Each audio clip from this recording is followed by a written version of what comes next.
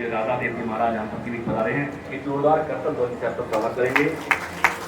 महंत मोनी शरणदास जी महाराज और हमारे धर्म रक्षासंघ के हमारे राष्ट्रीय अध्यक्ष सौरभ गौड़ जी, महामंत्री आदरणीय प्रजापति जी, जो बता रहे हैं आपका बहुत बहुत ज्ञाप विफल।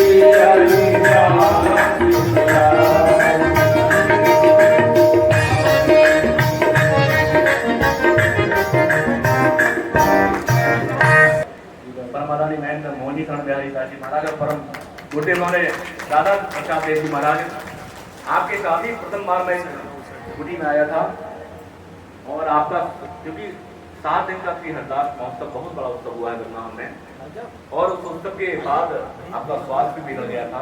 परम गुरुदेव ने कहा कि मैं एक दिन जाने आशीर्वाद देने जरूर आऊंगा। आज समापन पे द्वारकाधीश और भगवान कृष्ण का जब सुदामा जी का जब मिलन हो रहा है, ऐसे गुरुदेव बता रहे हैं। मैं बहुत बहुत ही चरणों में प्रणाम करते हुए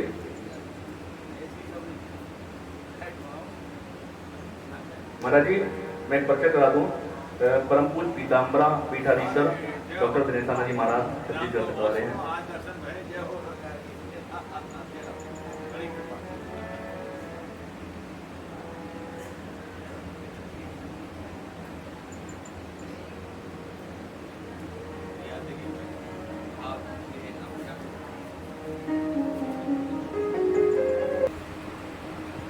जो आज माताओं के दर्शन का लाभ मिला,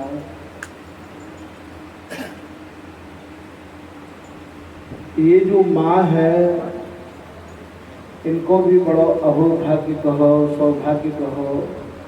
ये इनके प्रकार श्री धाम वृंदावन प्रिया प्रीतम की कृपा के कार्य पधारी।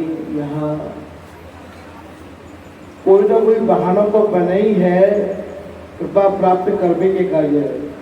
ध्रुव जी को परमात्मा की प्राप्ति के लिए बहानों ही बनो हो, और गौतम ऋषि की पत्नी अहिल्या को उद्धार करने के कार्य भगवान श्री राम पधारे, तो वो भी एक बहानों ही बनो। तो मुनि श्राप जो दीना अति धल कीना परम अनुग्रह में माना।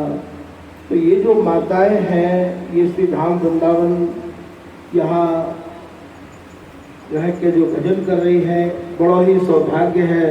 अपने मन में कभी ये ना विचारें कि हमें हमारे परिवार वाले ने वहाँ पे और यहाँ वृंदावन भेज दियो। शुक्र मनाओ कि राधा रानी की बहुत बड़ी कृपा है जो आप श्री धाम वृंदावन आ गई।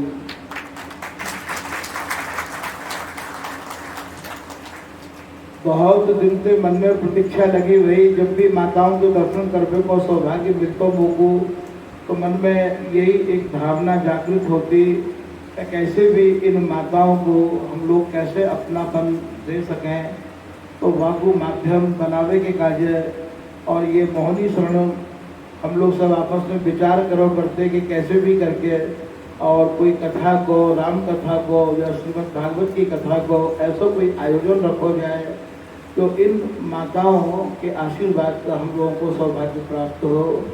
तो ज्ञानेश जी को माध्यम बना करके मोहनी शरण जी ने ये रूपरेखा तय करी, और जो जो इस कथा में अपने अपने जिन लोगों ने योगदान दिए हैं वो सब माताओं के आशीर्वाद के अधिकारी हैं।